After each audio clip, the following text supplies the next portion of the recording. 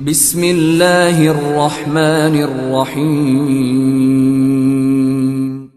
In the name of Allah, the Beneficent, the Merciful. شروع اللہ کے نام سے جو بڑا مہربان نہایت رحم والا ہے. بکھیرنے والیوں کی قسم جو اڑا کر بکھیر دیتی ہیں، پھر پانی کا بوجھ اٹھاتی ہیں، پھر آہستہ آہستہ چلتی ہیں، پھر چیزیں تقسیم کرتی ہیں کہ جس چیز کا تم سے وعدہ کیا جاتا ہے وہ سچا ہے اور انصاف کا دن ضرور واقع ہوگا. اور آسمان کی قسم جس میں رستے ہیں کہ اے اہل مکہ، تم ایک متناقض بات میں پڑے ہوئے ہو، اس سے وہی پھرتا ہے جو خدا کی طرف سے پھیرا جائے. اٹکل دوڑانے والے ہلاک ہوں جو بے خبری میں بھولے ہوئے ہیں. پوچھتے ہیں کہ جزا کا دن کب ہوگا؟ اس دن ہوگا جب ان کو آگ میں عذاب دیا جائے گا. اب اپنی شرارت کا مزہ چکھو، یہ وہی ہے جس کے لیے تم جلدی مچایا کرتے تھے. بے شک پرہیزگار بہشتوں اور چشموں میں عیش کر رہے ہوں گے، اور جو نعمتیں ان کا پروردگار انہیں دیتا ہوگا ان کو لے رہے ہوں گے. بے شک وہ اس سے پہلے نیکیاں کرتے تھے، رات کے تھوڑے سے حصے میں سوتے تھے اور اوقات سحر میں بخشش مانگا کرتے تھے. اور ان کے مال میں مانگنے والے اور نہ مانگنے والے دونوں کا حق ہوتا ہے. اور یقین کرنے والوں کے لیے زمین میں بہت سی نشانیاں ہیں، اور خود تمہارے نفوس میں تو کیا تم دیکھتے نہیں؟ اور تمہارا رزق اور جس چیز کا تم سے وعدہ کیا جاتا ہے آسمان میں ہے. تو آسمانوں اور زمین کے مالک کی قسم یہ اسی طرح قابل یقین ہے جس طرح تم بات کرتے ہو. بھلا تمہارے پاس ابراہیم کے معزز مہمانوں کی خبر پہنچی ہے؟ جب وہ ان کے پاس آئے تو سلام کہا، انہوں نے بھی جواب میں سلام کہا. دیکھا تو ایسے لوگ کہ نہ جان نہ پہچان. تو اپنے گھر جا کر ایک بھنا ہوا موٹا بچڑا لائے اور کھانے کے لیے ان کے آگے رکھ دیا. کہنے لگے کہ آپ تناول کیوں نہیں کرتے؟ اور دل میں ان سے خوف معلوم کیا. انہوں نے کہا کہ خوف نہ کیجیے، اور ان کو ایک دانش مند لڑکے کی بشارت بھی سنائی.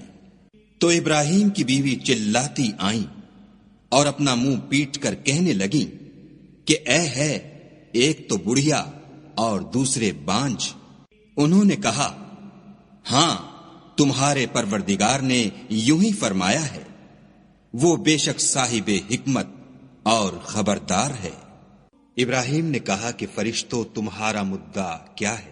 انہوں نے کہا کہ ہم گناہگاروں کی طرف بھیجے گئے ہیں تاکہ ان پر کھنگر برسائیں، جن پر حد سے بڑھ جانے والوں کے لیے تمہارے پروردگار کے ہاں سے نشان کر دیے گئے ہیں. تو وہاں جتنے مومن تھے ان کو ہم نے نکال لیا، اور اس میں ایک گھر کے سوا مسلمانوں کا کوئی گھر نہ پایا. اور جو لوگ عذاب علیم سے ڈرتے ہیں ان کے لیے وہاں نشانی چھوڑ دی. اور موسیٰ کے حال میں بھی نشانی ہے، جب ہم نے ان کو فرعون کی طرف کھلا ہوا معجزہ دے کر بھیجا تو اس نے اپنی قوت کے گھمنڈ پر منہ موڑ لیا اور کہنے لگا یہ تو جادوگر ہے یا دیوانہ. تو ہم نے اس کو اور اس کے لشکروں کو پکڑ لیا اور ان کو دریا میں پھینک دیا، اور وہ کام ہی قابل ملامت کرتا تھا. اور عاد کی قوم کے حال میں بھی نشانی ہے، جب ہم نے ان پر نامبارک ہوا چلائی، وہ جس چیز پر چلتی اس کو ریزہ ریزہ کیے بغیر نہ چھوڑتی. اور قوم سمود کے حال میں بھی نشانی ہے، جب ان سے کہا گیا کہ ایک وقت تک فائدہ اٹھا لو تو انہوں نے اپنے پروردگار کے حکم سے سرکشی کی، سو ان کو کڑک نے آ پکڑا اور وہ دیکھ رہے تھے. پھر وہ نہ تو اٹھنے کی طاقت رکھتے تھے اور نہ مقابلہ کر سکتے تھے. اور اس سے پہلے ہم نوح کی قوم کو ہلاک کر چکے تھے، بے شک وہ نافرمان لوگ تھے. اور آسمانوں کو ہم ہی نے ہاتھوں سے بنایا اور ہم کو سب مقدور ہیں. اور زمین کو ہم ہی نے بچھایا، تو دیکھو ہم کیا خوب بچھانے والے ہیں. اور ہر چیز کی ہم نے 2 قسمیں بنائیں تاکہ تم نصیحت پکڑو. تو تم لوگ خدا کی طرف بھاگ چلو، میں اس کی طرف سے تم کو صریح رستہ بتانے والا ہوں. اور خدا کے ساتھ کسی اور کو معبود نہ بناؤ، میں اس کی طرف سے تم کو صریح رستہ بتانے والا ہوں. اسی طرح ان سے پہلے لوگوں کے پاس جو پیغمبر آتا وہ اس کو جادوگر یا دیوانہ کہتے. کیا یہ لوگ ایک دوسرے کو اسی بات کی وصیت کرتے آئے ہیں؟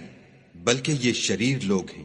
تو ان سے اعراض کرو، تم کو ہماری طرف سے ملامت نہ ہوگی. اور نصیحت کرتے رہو کہ نصیحت مومنوں کو نفع دیتی ہے. اور میں نے جنوں اور انسانوں کو اس لیے پیدا کیا ہے کہ میری عبادت کریں. میں ان سے طالب رزق نہیں، اور نہ یہ چاہتا ہوں کہ مجھے کھانا کھلائیں. خدا ہی تو رزق دینے والا زوراور اور مضبوط ہے. کچھ شک نہیں کہ ان ظالموں کے لیے بھی عذاب کی نوبت مقرر ہے جس طرح ان کے ساتھیوں کی نوبت تھی.